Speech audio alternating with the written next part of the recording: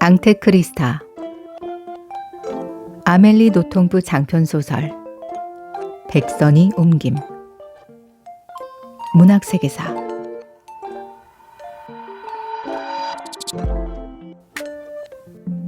첫날 그녀가 웃는 걸 보았다.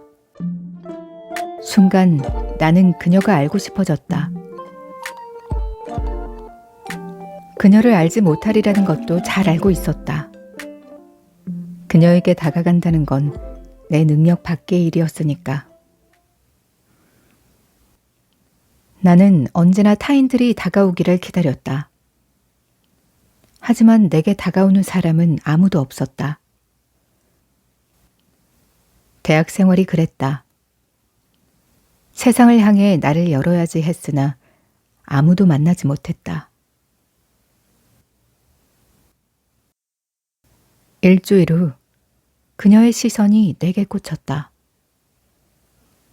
금세 눈길을 돌리겠지 했다. 그런데 아니었다. 그녀의 눈길은 오래도록 나를 훑었다. 나는 감히 그 눈을 바라보지 못했다. 발밑으로 땅이 꺼지는 것 같았고 숨쉬기가 힘들었다. 도무지 멈출 것 같지 않은 고통이었다. 견디기 힘들었다. 평생 내본 적 없는 용기를 내어 그녀의 눈을 쳐다보았다. 그녀가 내게 살짝 손짓하며 웃었다. 그러더니 어느새 남자애들과 얘기를 나누고 있다. 이튿날 그녀가 내게로 다가와서 인사를 했다. 인사에 답하고 얼른 입을 다물었다. 거북해하는 내가 끔찍이도 싫다. 넌 다른 애들보다 어려 보여. 그녀가 말했다. 실제로 그래. 한 달 전에 16이 되었어. 나도 3달 전에 16살이 되었는데 솔직히 말해봐. 믿어지지 않지? 응. 자신만만한 태도 때문인지 그녀는 2~3살쯤 더 들어 보였다. 그 때문에 우리 둘 다 무리해서 튀어 보였다. 이름이 뭐야? 그녀가 물었다. 블랑슈. 너는? 크리스타. 독특한 이름이었다. 감탄해서 또다시 입을 다물고 말았다. 내가 놀라는 걸 보고 그녀가 말했다. 독일에서는 드문 이름이 아니야. 너 독일 사람이니? 아니, 동부 출신이거든. 독일어 해? 물론이지. 감탄 어린 눈길로 그녀를 쳐다보았다. 잘가 블랑슈. 나는 미처 인사도 하지 못했다. 그녀는 이미 대강당 계단을 내려가고 있었다. 한 무리의 남학생들이 큰 소리로 그녀를 부르고 있었다. 그녀는 활짝 웃으며 무리를 향해 걸어갔다. 벌써 잘도 어울리네. 어울린다는 말은 내게는 엄청난 의미를 가진 말이다. 나는 어디에도 어울리지 못했으니까. 무리에 잘 어울리는 사람들을 보면 경멸과 질투심 섞인 감정이 들곤 했다. 나는 언제나 혼자였다. 내가 원해서 혼자라면 싫지는 않았을 것이다. 그런데 전혀 그렇지 못했다. 나는 사람들과 어울리고 싶었다. 설사 금세 다시 외톨이가 되는 호사를 누리게 될지언정 말이다. 나는 특히 크리스타의 친구가 되고 싶었다. 하지만 친구를 갖는다는 건 나로서는 도무지 생각할 수 없는 일이었다. 하물며 크리스타의 친구가 된다는 건 아니야. 꿈도 꾸지 말아야 해. 내가 어째서 크리스타와의 우정을 바라는지 잠시 생각해 보았다. 명확한 대답을 찾을 수가 없었다. 그저 그녀에게는 무엇인가가 있어 보였다. 그게 무엇인지는 알 수 없었지만. 대학 캠퍼스를 막 떠나려는데 웬 목소리가 내 이름을 불렀다. 이런 적이 없었기에 나는 당황했다. 뒤를 돌아보니 크리스타가 달려오고 있었다. 놀라운 일이었다. 어디가? 나란히 걸으며 그녀가 물었다. 집에. 어디 사는데? 걸어서 5분 거리야. 좋겠다. 왜? 넌 어디 사는데? 말했잖아, 동부라고. 설마 저녁마다 거기까지 간다는 얘기는 아니겠지? 아니, 맞아. 그렇게 먼 곳을... 멀지. 기차로 오는데 2시간, 가는데 2시간 걸려. 버스 타는 시간은 치지 않고도 말이야. 달리 방법이 없어. 견뎌내겠어? 두고 봐야지. 그녀를 곤란하게 할까봐 더 이상은 묻지 않았다. 자취 비용을 낼 능력이 없는 게 분명했다. 내가 살고 있는 아파트 아래에서 작별 인사를 했다. 여기가 네 부모님 집이야? 그녀가 물었다. 응. 너도 부모님 집에 사니? 응. 우리 나이에는 당연한 일이지. 왜 하필 그런 얘기를 했는지 그녀가 화들짝 웃었다. 내가 우스운 얘기라도 한 것처럼 나는 부끄러웠다. 내가 그녀의 친구가 된 건지 알 수가 없었다. 우리가 누군가의 친구라는 건 어떻게 아는 걸까? 분명 어떤 신비스런 기준이 있을 텐데 한 번도 친구를 가져본 적이 없어 알 수 없었다. 이를테면 그녀는 나를 우습다고 여겼다. 이런 게 우정의 표시일까? 아니면 멸시의 표시일까? 그때 나는 마음이 아팠다. 그건 내가 이미 그녀에게 집착하고 있었기 때문이다. 잠시 통찰력을 동원해 왜 그럴까 생각해 보았다. 내가 그녀를 조금, 아주 조금 안다는 것이 그녀의 마음에 들고 싶어하는 내 욕망을 정당화해 주는 걸까? 아니면 그녀 같은 사람이 처음으로 나를 쳐다봐 주었다는 초라하기 짝이 없는 이유 때문일까? 화요일은 오전 8시에 수업이 시작된다. 크리스타는 눈밑이 시커멓게 그늘져 있었다. 피곤해 보여. 내가 말했다. 4시에 일어났거든. 4시, 오는데 2시간 걸린다며. 말메드시에 사는 것도 아니야. 내가 사는 마을은 여기서 30분이나 떨어져 있어. 5시 기차를 타려면 4시에는 일어나야 돼. 그리고 브뤼셀에 도착해도 학교가 역 바로 옆에 있는 게 아니잖아. 4시에 일어난다니 인간도 아니야. 다른 방법이라도 있어? 짜증난 목소리로 그녀가 말했다. 그리고는 획 돌아서 가버렸다. 죽도록 내가 원망스러웠다. 어떻게 해서든 그녀에게 도움을 주어야만 했다. 그날 저녁 나는 부모님에게 크리스타 얘기를 했다.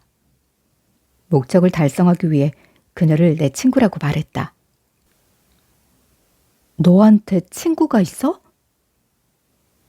애써 놀란 표정을 감추며 엄마가 물었다. 네, 월요일 저녁마다 걔가 여기서 자도 될까요? 동부도시에 살기 때문에 8시 수업에 참석하려면 화요일에는 새벽 4시에 일어나야 한대요. 되고 말고 네 방에 접는 침대를 갖다 놓지 뭐. 다음 날 전에 없던 용기를 내어 나는 크리스타에게 얘기를 꺼냈다. 너만 좋다면 월요일 저녁에는 우리 집에서 자도 돼. 그녀는 웃는 얼굴로 놀란 듯 나를 바라보았다. 내 평생 가장 멋진 순간이었다. 정말? 그런데 그만 괜한 말을 해서 분위기를 망치고 말았다. 우리 엄마 아빠도 허락하셨어. 그녀가 픽 웃었다. 또 바보 같은 말을 하고 만 것이다. 올 거니? 전세는 어느새 역전되었다. 그녀의 편의를 봐주는 것이 아니라 내가 부탁을 하는 꼴이 되고 말았다. 그래, 가지 뭐. 마치 나를 기분 좋게 하기 위해서라는 듯이 그녀가 대답했다. 어쨌든 기분은 좋았고 월요일을 학수고대하게 되었다. 외동딸로 친구를 사귀는 일에 썩 소질이 없었던 나는 누구를 집으로 데려온 적이 한 번도 없었다. 누구를 내 방에서 재우는 일은 더더욱 없었다. 생각만 해도 기쁘다 못해 불안하기까지 했다. 월요일이 되었다. 크리스타는 아무런 내색도 하지 않았다. 하지만 배낭을 메고 있는 걸 보니 기뻤다. 짐을 챙겨온 게 분명했다. 이날 수업은 오후 4시에 끝났다. 나는 대강당 아래에서 크리스타를 기다렸다. 그녀는 많은 친구들과 작별 인사를 하느라 시간을 오래도 끌었다. 친구들과 헤어지고도 느릿느릿 걸어서 내게로 왔다. 다른 아이들의 시야에서 벗어나고서야 그녀가 내게 말을 걸었다. 그것도 마치 내 부탁을 들어주는 것임을 강조하려는 듯 억지 호의를 내비치면서. 빈 아파트 문을 여는데 심장이 어찌나 세차게 뛰는지 통증마저 느껴졌다. 크리스타는 문을 들어서며 집안을 둘러보더니 감탄했다. 괜찮네. 괜히 우쭐한 마음이 들었다. 부모님은 어디 계셔? 그녀가 물었다. 직장에. 무슨 일 하시는데? 중학교 선생님이야. 아빠는 라틴어와 그리스어를 가르치고 엄마는 생물 선생님이야. 그렇구나. 그런 건 왜 묻느냐고 말하고 싶었지만 차마 용기가 나지 않았다. 아파트는 호사스럽지는 않지만 예쁘장한 편이었다. 네 방 보여줘. 나는 들떠서 그녀를 내 은신처로 데려갔다. 내 방은 그저 평범했다. 그녀는 실망한 것 같았다. 아무 특징이 없군. 그녀가 말했다. 있으면 편하네. 너도 그렇게 느끼게 될 거야. 시무룩하게 내가 말했다. 그녀는 내 침대 위로 몸을 던졌다. 접는 침대를 내 차지로 남겨두고 말이다. 물론 내 침대를 그녀에게 양보할 생각이긴 했지만 그래도 선수치지는 않았더라면 좋았을 텐데 싶었다. 그리곤 금세 후회했다. 그런 유치한 생각을 하다니. 계속 여기서 살았어? 응, 다른 곳에서 살아본 적이 없어. 형제는 없어? 없어. 너는? 남자 형제 둘, 여자 형제 둘이 있어. 내가 막내야. 네 옷 좀 보여줘봐. 뭐라고? 옷장 좀 열어봐. 어리벙벙한 채 나는 그녀가 시키는 대로 했다. 크리스타는 벌떡 일어나더니 옷장 속을 보러 왔다. 훑어보더니 그녀가 말했다. 쓸만한 게 하나밖에 없네. 그녀는 내게 하나뿐인 드레스를 집어들었다. 몸매가 드러나는 우아한 차이나식 드레스였다. 내가 어안이 벙벙해서 바라보는 가운데 그녀는 티셔츠와 청바지와 신발을 벗어 던졌다. 드레스를 쳐다보며 그녀가 말했다. 몸에 달라붙겠네. 팬티도 벗어야겠다. 그녀는 내 앞에서 벌레처럼 알몸이 되었다. 그러고는 드레스를 입더니 전신 거울에 몸을 비춰보았다. 잘 어울렸다. 그녀는 스스로 감탄했다. 너한테는 어떨지 모르겠네. 내가 두려워하던 일이 벌어졌다. 그녀가 드레스를 벗더니 내게 던지며 말했다. 입어봐. 나는 망연자실해서 꼼짝 못하고 서 있었다. 입어보라니까. 내 입에서는 한마디 말도 나오지 않았다. 크리스타는 재미있다는 표정을 지었다. 이제야 알겠다는 얼굴이었다. 내가 벗은 게 너한테 문제라도 돼? 나는 아니라고 고개를 저었다. 그런데 너는 왜 옷을 안 벗어? 다시 고개를 저었다. 벗어. 할 수 있어. 넌 그래야 돼. 내가 그래야 된다고? 뭐야 바보같이. 벗어봐. 싫어. 싫어 소리가 승리처럼 느껴졌다. 나는 벗었잖아. 내가 꼭 너를 따라해야 되는 건 아니잖아. 내가 꼭 너를 따라해야 되는 건 아니잖아. 그녀가 괴상망측한 목소리로 내 말을 따라했다. 내가 저렇게 말했단 말이야? 얼른 블랑슈. 여자끼리인데 어때? 침묵. 나는 홀딱 벗었잖아. 아무렇지도 않아. 그거야 네 문제지. 문제가 있는 건 너야.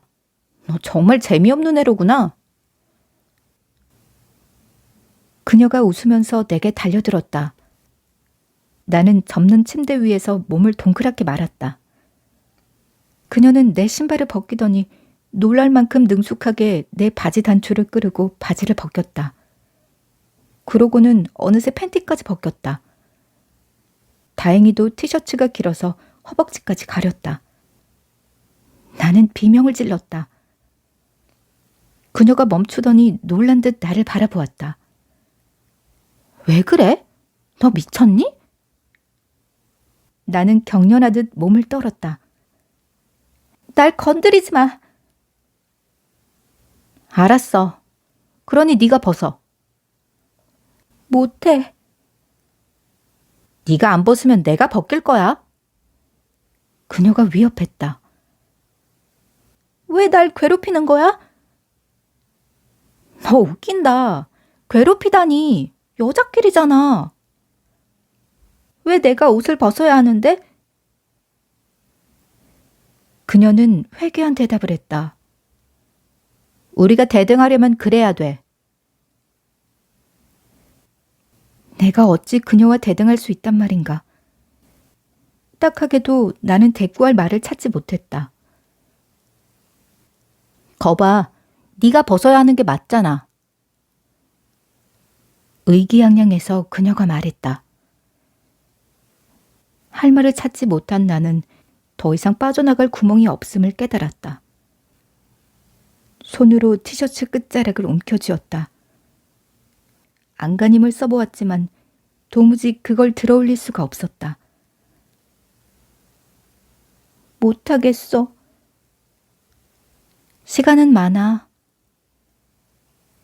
그렇게 말하며 그녀는 빈정거리는 눈길을 내게서 떼지 않았다. 나는 16살이다. 내가 가진 것이라곤 아무것도 없었다. 물질적 재산도 영적 안락도 가지지 못했다. 친구도 사랑도 가지지 못했고 아무런 경험도 갖지 못했다. 사상도 갖지 못했고 내게 영혼이 있다는 확신도 갖지 못했다. 오직 몸뚱어리 하나. 그것이 내가 가진 전부였다.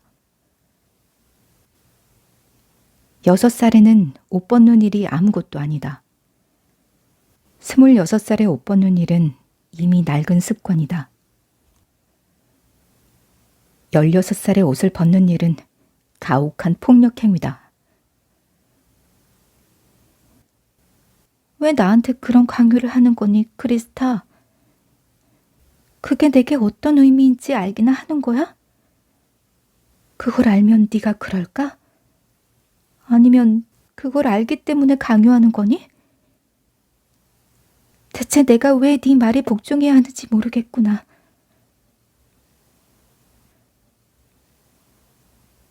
고독과 자기 혐오, 뭐라 형용할 수 없는 두려움, 결코 채워지지 않는 욕망, 무익한 고뇌, 억눌린 분노, 쓰이지 않은 에너지가 16년 동안이나 이 몸속에 담겨 있었다. 몸은 3가지 미적 기능을 지니고 있다. 힘, 우아한 기품, 충만함이 그것이다.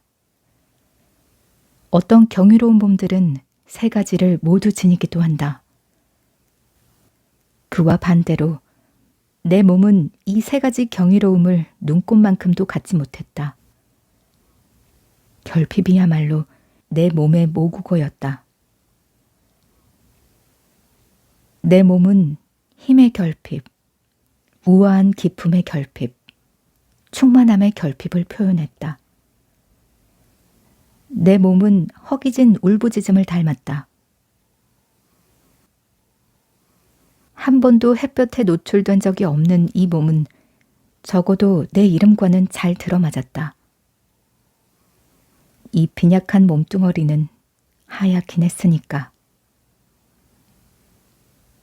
블랑슈는 하얗다는 의미, 옮기니. 내 몸은 무기였으나 날이 바로 서지 않은 무기였다.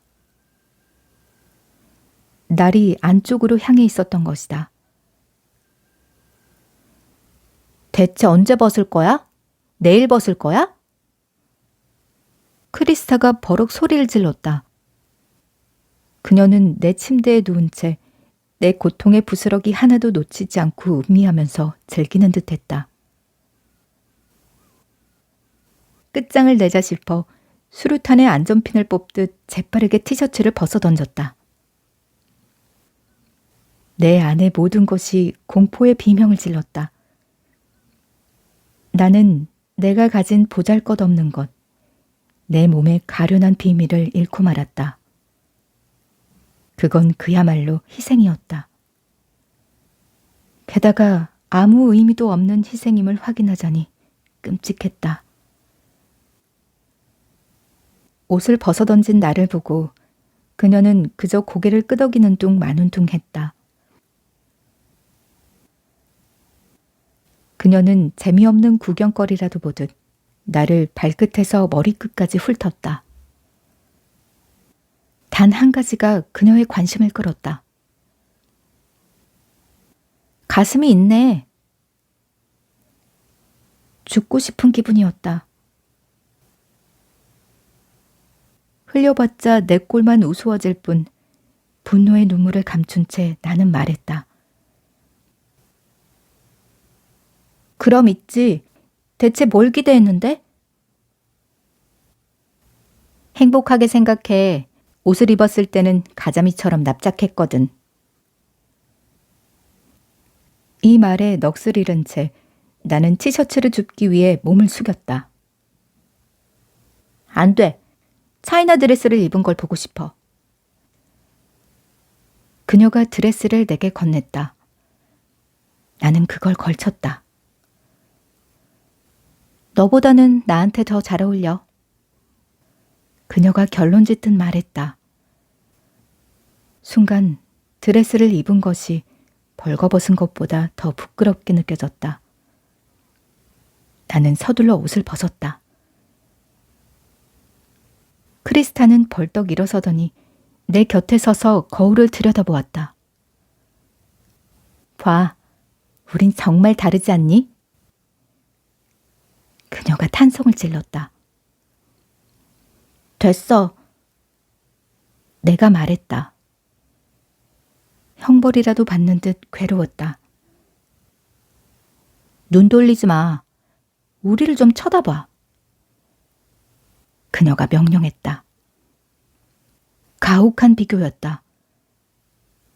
넌 가슴을 좀 키워야겠다. 뭘 좀 안다는 투로 그녀가 말했다. 16살밖에 안 됐잖아. 내가 항의하듯 말했다. 그래서? 나도 16살인걸? 내 가슴은 그렇지 않잖아. 안 그래? 사람마다 성장 리듬이 달라. 군소리 필요 없어. 너한테 마사지를 가르쳐 줄게. 우리 언니도 너 같았는데 이 마사지를 6개월 동안 하고 나더니 달라졌어. 정말이야. 자, 날 따라해봐. 하나, 둘, 하나, 둘. 제발 날 내버려둬, 크리스타. 그렇게 말하고 나는 티셔츠를 주우러 갔다. 그녀가 내 티셔츠를 가로채더니 방 반대편으로 달아났다. 나는 그녀를 쫓았다. 그녀는 요란하게 웃어댔다. 나는 너무도 치욕스럽고 화가 치밀어 옷장에서 새 티셔츠를 꺼낼 생각조차 하지 못했다. 크리스타는 자신만만한 멋진 몸매로 온 방을 뛰어다니며 나를 조롱했다. 바로 그 순간 엄마가 직장에서 돌아왔다. 엄마는 내 방에서 들려오는 날카로운 비명소리를 듣고 달려와 노크도 없이 방문을 열었다. 그러고는 벌거벗은 두 여자애가 사방으로 뛰어다니는 걸 보았다. 그러나 두 여자 가운데 하나인 자기 딸이 울음을 터뜨리기 직전이라는 걸 보지는 못했다. 웃고 있는 낯선 여자애만 보았을 뿐이다. 엄마가 들어서자 악마처럼 잔인하던 크리스타의 웃음은 신선함 그 자체로 바뀌었다. 그녀의 몸처럼 건강하고 순수한 웃음으로 말이다. 그녀는 달리던 걸 멈추고 엄마에게로 걸어가 손을 내밀었다. 안녕하세요. 용서하세요. 따님 몸매가 어떤지 보고 싶어서 그랬어요. 이렇게 말하며 그녀는 장난기 어린 매력적인 미소를 지어 보였다. 엄마는 벌거벗은 채 아무 거리낌 없이 손을 내미는 여자애를 어안이 벙벙해서 바라보았다. 잠시 머뭇거리다가 엄마는 그녀를 아직 어린 데다 재미있는 애라고 생각하는 것 같았다. 네가 크리스타로구나? 그렇게 말하고 엄마는 웃기 시작했다. 그리고 두 사람은 웃고 또 웃었다. 이 광경이 뭐가 그리 우스운지. 나는 웃고 있는 엄마를 바라보았다. 내 편을 한 사람 잃었다는 느낌이 들었다. 이것이 재미난 사건이 아니라 끔찍한 사건이라는 걸 나는 알고 있었다. 크리스타는 아이가 아니며 그것이 엄마를 홀리려고 그녀가 간계를 부린 것이라는 사실도 나는 알고 있었다. 또한 엄마가 이 일을 나쁘게 생각하지 않고 젊은 여자의 생기발랄한 멋진 몸을 바라보는 것도 보았다. 그러면서 엄마가 내 딸의 몸은 왜 저러지 못할까라는 생각을 한다는 것도 알았다.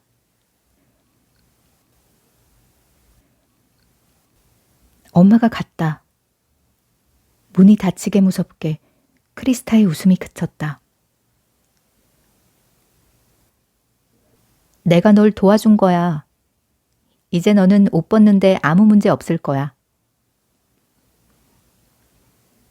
나는 서로가 좋게 이 가혹한 순간에 대한 그녀의 설명을 믿으려고 애써야겠다고 생각했다.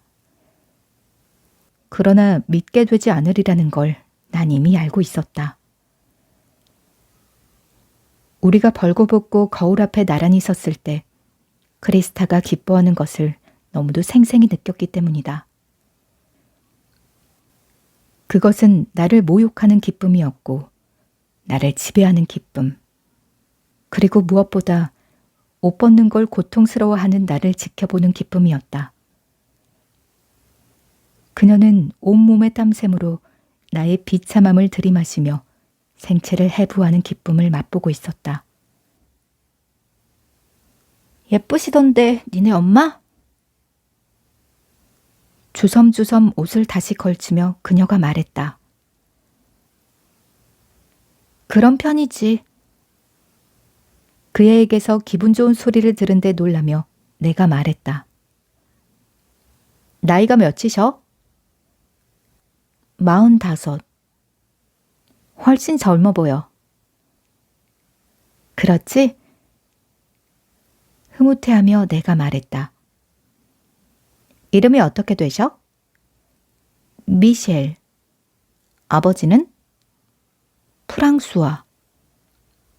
어떤 분이셔? 좀 이따 보게 될 거야.